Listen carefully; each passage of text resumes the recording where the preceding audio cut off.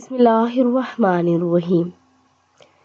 نبی پاک صلی اللہ علیہ وآلہ وسلم کی نصیحتیں۔ حضرت ابو ہریرہ رضی اللہ تعالیٰ عنہ بیان کرتے ہیں کہ رسول اللہ صلی اللہ علیہ وآلہ وسلم نے فرمایا، کون ایسا شخص ہے جو مجھ سے 5 باتوں کو سن کر ان پر عمل کرے، یا کم از کم کسی ایک ایسے شخص کو بتا دے جو اس پر عمل کرے۔